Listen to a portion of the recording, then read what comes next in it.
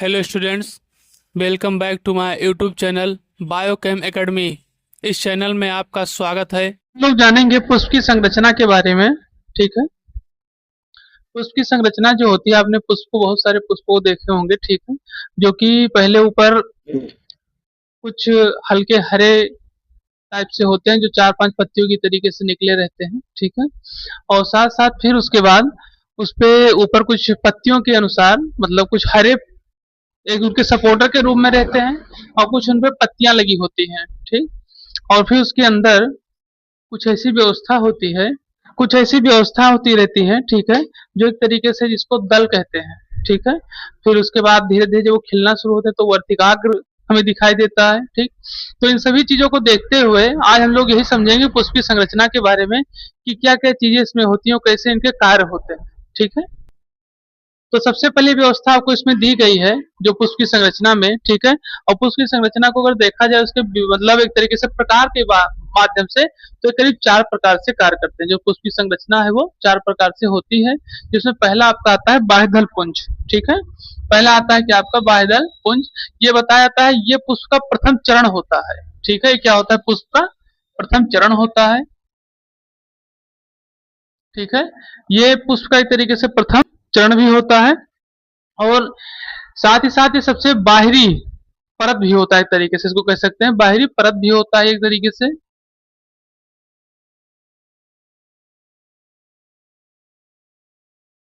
और जो इसको मतलब बाहरी परत होता है, कई चीजों से इसकी रक्षा भी करता है। बाहर से, जैसे वातावरण के माध्यम से, वातावरण में अगर धूल है या कोई भी ऐसी चीज है या हवाएं बहुत तेजी के साथ चल रही हैं, तो भी इसकी एक तरीके से क्या करेगा, ये मदद करता है, सुरक्षा करता है। इस तरीके से इसको क्या कहेगा, बताया गया है। ठीक है।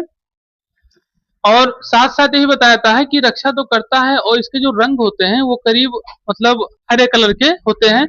और ये इनकी जो व्यवस्था है वो व्यवस्था होती है इनकी कलिका अवस्था में। ठीक है। जब इनकी मतलब एक तरीके से कली निकलने की व्यवस्था शुरू होती है, तब इनका क्या जाता है, प्रयोग हम देखने को मिलता है हम लोगों को कि इस तरीके से ये व्यवस्था में होते हैं बाह्यदल पुंज के लिए।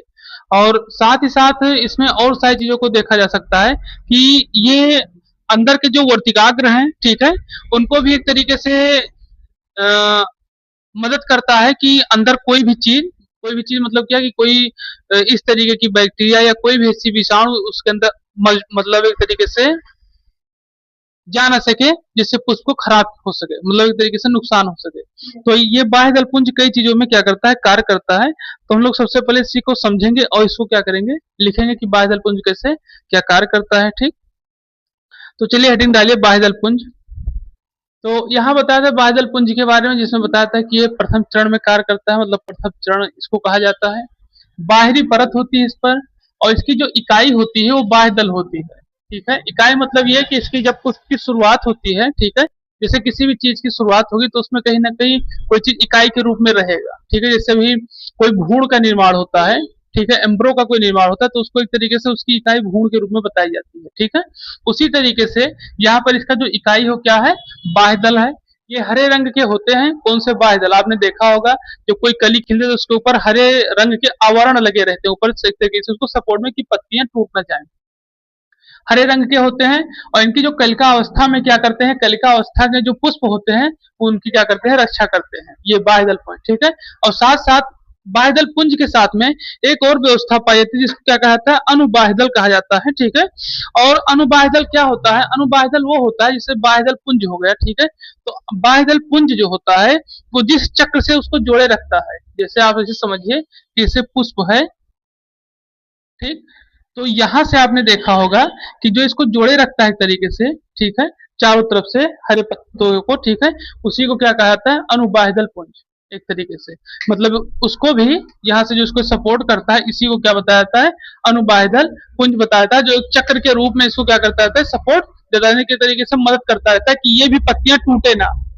तो ये पत्तियां क्या हो ना, जैसे ऊपर तो वो पत्तियों को मजबूती देता है इकाई के रूप में, मतलब प्रथम अवस्था के कारण से, प्रथम चरण के कारण से, और उसको भी मदद करने के लिए एक तरीके से अनुबाह्यदल पुंज का प्रयोग किया जाता है। ठीक है। ये चीज होती है। तो ये तो हो गया आपका बाह्यदल पुंज के बारे में। ठीक है।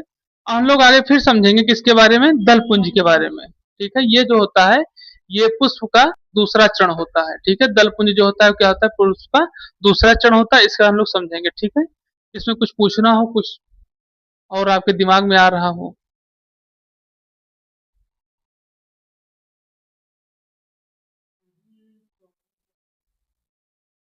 ये क्या है, एक तरीके से ये पुष्प का यह पुष्प का दूसरा चक्र या फिर चरण है। जैसे वो हरे कलर का होता है, ये किस कलर का होता है, ये रंगीन होता है। ठीक, क्या होता है, हाँ ये अंदर की ओर होता है। ठीक है, जो ये होता है एक तरीके से अंदर की ओर होता है। अंदर मतलब ये कि इस तरीके से इसमें बताया है कि इसमें जो पत्तियां खुलने लगती हैं, जो पत्ती निकलती है, एक तरीके पहले हरे हरे रंग के से ऊपर से रहते हैं, फिर जब ये खुलना शुरू हो जाती है पत्तियां, तो आपने देखा होगा कि गुलाब की पत्तियां ही कोई हरे वो कोई लाल रंग की होती हैं, कोई पिंक कलर की होती हैं, कोई येलो कलर की होते हैं। ठीक है, तो जैसे जैसे ये पत्तियां खुलती जाएंगी उस तरीके से इनमें क्या होंगे, कलर में दिखाई देंगे। तो इससे कह सकते हैं इसको कि ये जो दल पुंज होता है ये एक तरीके से रंगीन होते हैं, कई कलर के होते हैं, इसलिए इनको रंगीन बता दिया गया। ठीक है, कि कीटों को परागण के लिए क्या करते हैं, आकर्षित करते हैं। ठीक, तो इसमें बताया क्या जाता है कि दल पुंज जो होता है यह पुष्प का दूसरा चरण है, और इसकी जो इकाई होती है वो दल होती है। रंगीन होते हैं ये। ठीक है, मतलब ये पत्तियां खुल जाती हैं तो रंगीन होते हैं, और ये कीटों को परागण, ये कीटों को क्या करते हैं, परागण को आकर्षित करने का कार्य करते हैं। मतलब ये ठीक है, मतलब जो कीट इसमें आएंगे, अब भौरे आएंगे, ठीक है, तो धीरे धीरे परागण की व्यवस्था इनमें क्या करेंगे, शुरू करेंगे। ठीक है, और परागण के माध्यम से फिर फूल दूसरे मतलब एक तरीके से पुष्प खिलने में सहायक होंगे। इस तरीके से बताया जाता है। तो अब हम लोग समझेंगे पुमांग के बारे में। ठीक है, चलिए देखते हैं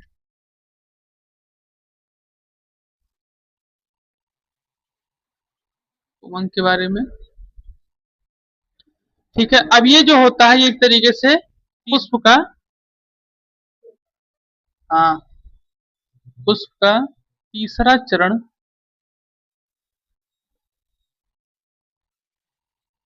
तीसरा चरण होता है। ये चीज में बताया जाता है, क्या क्या चीज इसमें बताई गई हैं कि जो पुमांग है, ठीक है, एक तरीके से पुष्प का तीसरा चरण होता है। इसमें नर जनन अंग होता है। ठीक है, जनन अंग जो पाया जाता है नर का, ये होता है। ठीक है, और पुंकेश्वर भी इसमें क्या होते हैं, उपस्थित होते हैं। ये चीज से बताया, ये पुंकेश्वर क्या होता है ये भी हम बता रहे हैं आपको कि पुंकेश्वर क्या होता है। ठीक है, पुंकेश्वर जो होता है वो पुष्प का जननांग होता है। ठीक है, पुष्प का क्या होता है, जननांग होता है। ठीक है, उसी को क्या कहते हैं, पुंकेश्वर कहते हैं। जननांग होता है पुष्प का। अब ये जननांग मतलब इस तरीके से ऐसे समझिए कि यह पुंकेश्वर होते हैं, एक तरीके से बताया जाता है ये पुरुष का जनन अंग होता है। जैसे आप ऐसे समझिए कि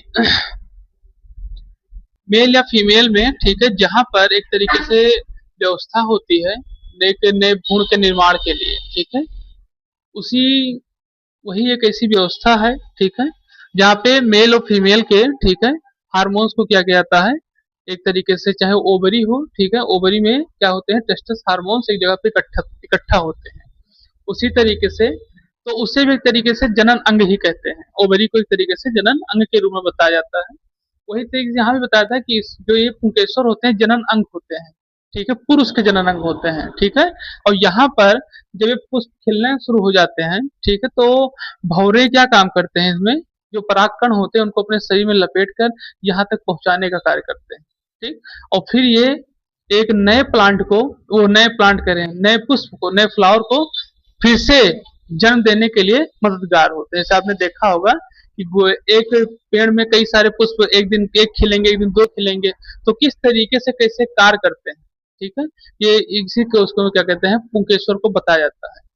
जैसे पुरुष जननांग होते हैं, ठीक है, उसी तरीके से प्लांट में भी पुरुष जननांग और मतलब मेल रिप्रोडक्टिव सिस्टम, ठीक है, और फीमेल रिप्रोडक्टिव सिस्टम इनके अंदर भी क्या होते हैं, पाए जाते हैं। अब ये है कि हम लोगों में अलग अलग होते हैं, ठीक है, और ये प्लांटों में एक ही जगह पर उपस्थित रहते हैं। ठीक है, मेल फीमेल हम लोगों में जो होते हैं अलग अलग होते हैं रिप्रोडक्टिव सिस्टम, लेकिन इनके अंदर जो क्या होते हैं, एक ही जगह पे उपस्थित से बहुत से ऐसे जीव भी हैं। जैसे आपके जैसे हो गए, जैसे आपका हो गया अर्थवाम, केचुआ। केचुए जो होते हैं वो एक तरीके से द्विलिंगी होते हैं। ठीक है। डबल रिप्रोडक्टिव सिस्टम इसमें पाया जाता है। इनमें ये केचुए जो होते हैं ये मेल और फीमेल दोनों के ही तरीके से रोल अदा करते हैं, ठीक है। इनमें ये नहीं है कि मेल को अलग ढूंढा जाएगा वो फीमेल को अलग, ऐसी कोई व्यवस्था नहीं है। मेल और फीमेल दोनों एक तरीके से ही कार्य करते हैं। और बहुत से ऐसे हैं, भी बहुत से ऐसे जीव हैं, ठीक है, जो मेल और फीमेल दोनों एक ही तरीके से कार्य करते हैं। मतलब दोनों में ही एक ही सिस्टम है, एक ही जीव के अंदर दोनों सिस्टम पाए जाते हैं, ठीक है। और बाकी जैसे हाँ, तो इस तरीके से और बहुत से ऐसे जीव हैं जैसे हम लोग हैं, हम लोग के अंदर फीमेल सिस्टम से वो फीमेल रिप्रोडक्टिव सिस्टम अलग होता है और मेल रिप्रोडक्टिव सिस्टम अलग होता है, ठीक है। और दोनों के जो कंबाइन होते हैं, ठीक है, उसमें क्या होते हैं कि ओवरी में टेस्टस हार्मोन जाकर के इकट्ठा होते हैं, जिसको गुणसूत्र बताया जाता है, ठीक है। और धीरे धीरे क्रोमोसोम वही इंग्लिश में कहते हैं, ठीक। और धीरे धीरे जगह पे इकट्ठा होकर और एक नए भ्रूण का निर्माण करते हैं और 8 से 9-10 महीने के अंदर एक नई जनरेशन की व्यवस्था होती है। सेम उसी प्रक्रिया यहाँ भी बताई जाती है कि इसमें नर जनन अंग पाए जाते हैं, जो कि एक तरीके से किसमें होते हैं, पुंकेश्वर के रूप में। और पुंकेश्वर को क्या कहते हैं, पुष्प जननांग। ध्यान रखिएगा इसको, ठीक। तो ये बताया था पुमांग के बारे में। अब आगे हम लोग फिर समझेंगे। अब आपका है जनांग के बारे में।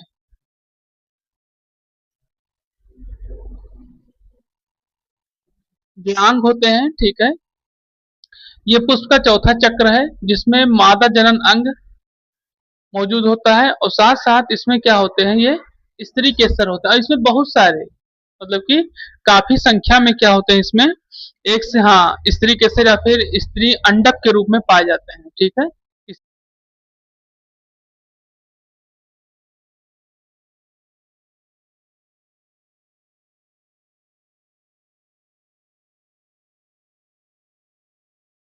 चैनल को लाइक करें, सब्सक्राइब करें, शेयर करें और कमेंट करें। The top important concept is coming up next. Subscribe now to the Biochem Academy. Don't miss it.